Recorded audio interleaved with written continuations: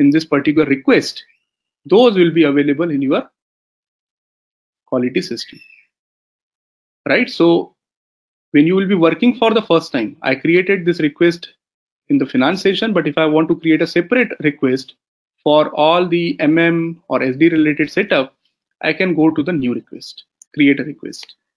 Okay, so I can say this is MM SD related settings for RECH.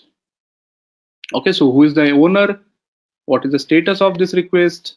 When it was changed last? And in which client you are performing this? All these things will be captured and system will generate a new request number.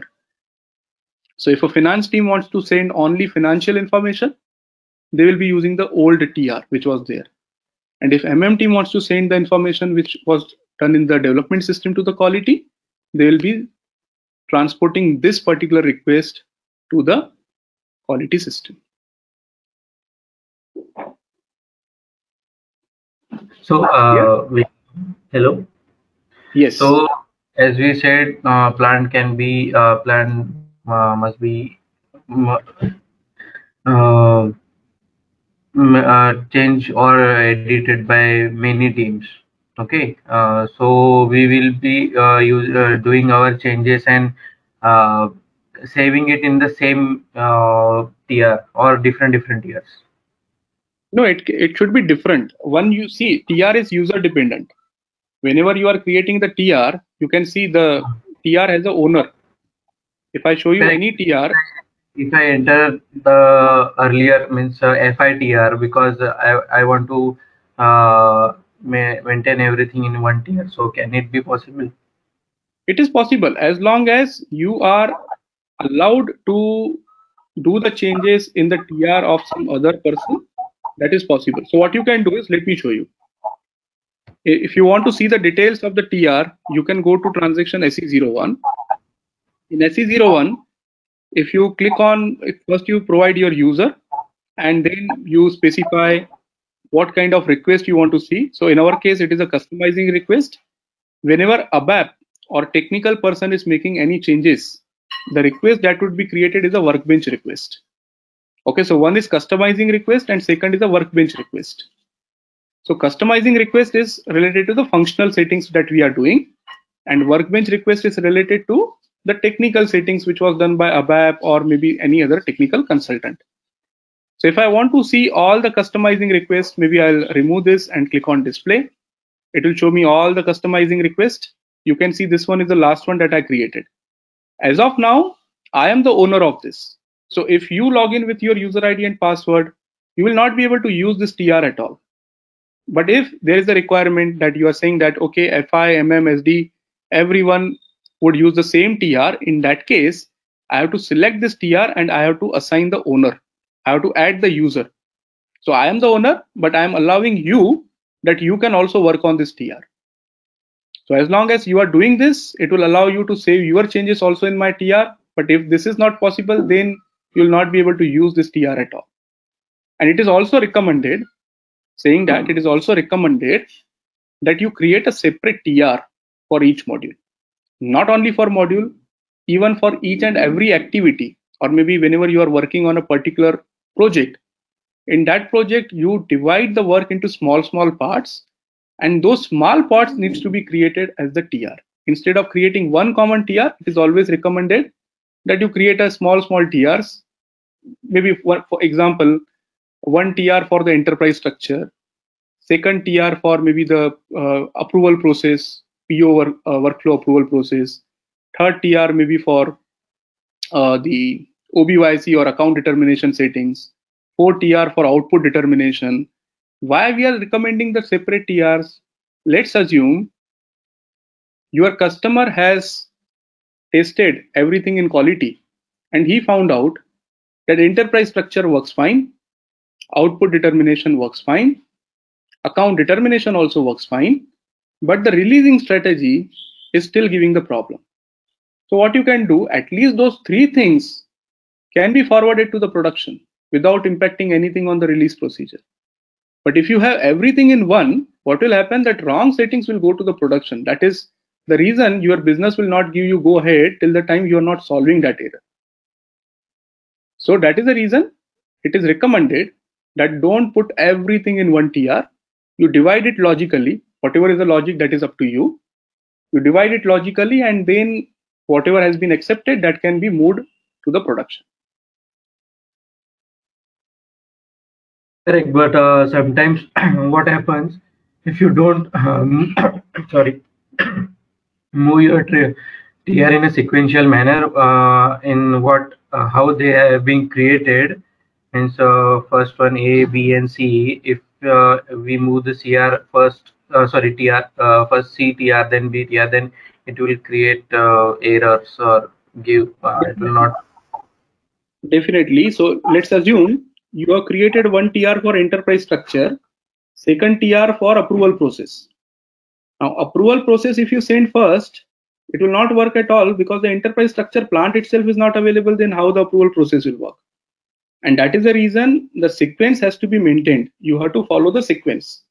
So whenever you are creating a TR, you have to note down in the Excel sheet, and you have to specify how would be the sequence in which these TRs need to be sent to the production or the quality. Which activity should go first and which activity should go after the first one has been already sent to the quality system. Right, Akshay? Yeah. Correct. So that's why if there is a one object like a plant, so many people are working on it. That's why I thought it should be in one or different tiers. Okay. Both the things are possible if you are doing it properly. If you are maintaining the sequence, then it is 100% recommended to segregate logically. But if not, if it is difficult to maintain the sequence, then it is fine if you go with a single TR. Yeah, that's why we have Cs, correct? Right. Okay. Ideally, in a project, enterprise structure will be done in consultation with all the functional consultants. They'll come out, they agree upon a single, the naming structure and all those things. Then only they'll go ahead and do individual things. Like as Mr. Vikrams recommended, like let finance do the company code and business area. Then the next consecutive thing, like what do you call, the plans and all will be taken by the respective teams. If I'm not wrong. 100%, yes. Because till the time the finance is not sending the company code, there is no point sending the plant and the other things, because they are all dependent on the company code. So that has to be followed in the sequence. Okay. So that is the reason whenever you are creating anything, whenever you are changing anything in the system will ask you the TR.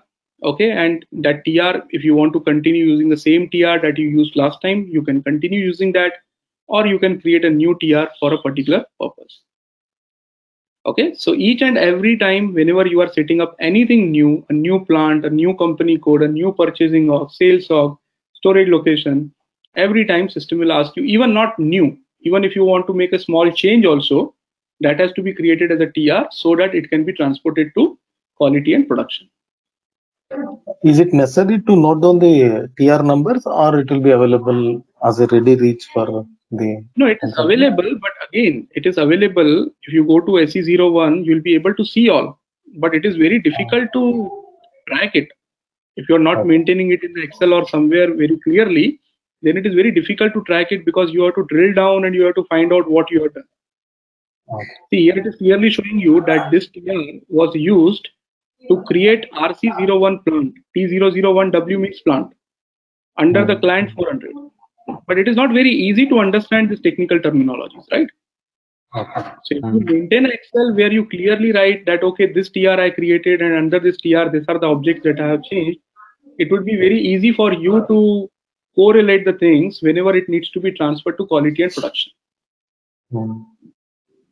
Understood. Yeah. Also track our work also, what all we have done until work. Exactly. So you can create a consolidated list of work, and for each work, you can assign the corresponding TR. Okay, so like this, you will keep on continuing creating multiple plants. I will go to RC02 and I'll answer your question you asked. So let's say this is my Mumbai plant. Right. For RECH. Okay, I will go to factory calendar once again. Your question was mandatory field. Mandatory Okay, field. And yeah, before that, as we are here in this factory calendar thing, see, like now, in the previous example for Pune plant, we took calendar, India calendar. So, like, though India calendar, I may have my own holidays and my own set of things. Maybe I will work 3 days only, I will work 4 days. Can I have my right. own calendar here?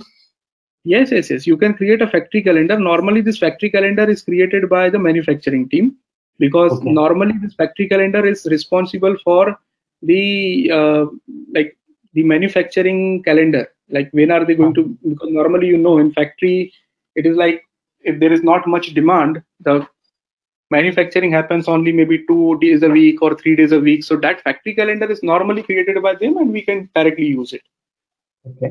Chances of my distribution center also being worked for only 3 days, even in that case also I can create, right? Even You can, yes. okay. We But will see is it the part of calendar the also. configuration itself? Factory calendar? Yes, this is part of the configuration itself. No, I mean to say creating of factory calendar. Yes, it is part of the Okay. configuration. Creating, adjusting, whatever you want to do, it can be done under the factory calendar itself. Okay. So as a now after I implement, so for Mhm. example, in an implemented SAP system, the end user will not have any thing like every year he will be creating the factory calendar, is it? So Yes, that will be even front end activity or like config activity. That's what I wanted to understand. it is normally given to the consultant. Okay, Okay. normally it is not given to the end user. As a consultant, you have the responsibility to define the factory calendar maybe for next quarter or next 6 months. You can do that. So you Okay. can do it maybe according to the year, according to the quarter, and you have to update the local holidays also. Okay, so for Okay. example, Monday to Friday is fine, but what if on the Hmm. Thursday it falls as a holiday? So that also Okay. you need to maintain the factory calendar. I see. No, already implemented. See now in the production system, something is going on. Like suddenly now consider like our COVID thing. So company says we'll work only 3 days. So in that case also, on consultant only have to update the calendar. Both the options are available. You can provide Okay, this access to the end user also, but normally it is handled by the consultant. fine. Okay, understood. Thanks. Yeah. We will talk about this factory calendar in detail when we do the configuration. Fine. So as So we as of arrived here, I got this doubt and I asked you. Yeah, thanks. no problem, no problem. So factory calendar I'm entering here. Now you can see in some of the fields, even if the field is mandatory, it will not show you anything. But in some other fields, for example, if I go to address, you can see here country tick box. It is showing tick box, which means it is highlighting this field is mandatory. But again, this is not mandatory. It is not like in every system you will be able to see this type of settings. Normally, these settings are done from the GUI options. Let me try to recollect where exactly it is done from. So normally you go to this customizing options, and then there is somewhere where you say highlight the mandatory field. If I'm able to remember now, I'll show you. Otherwise, I'll come back to you. Or maybe if someone of you already remembers it, you can just tell me. Somewhere here it is.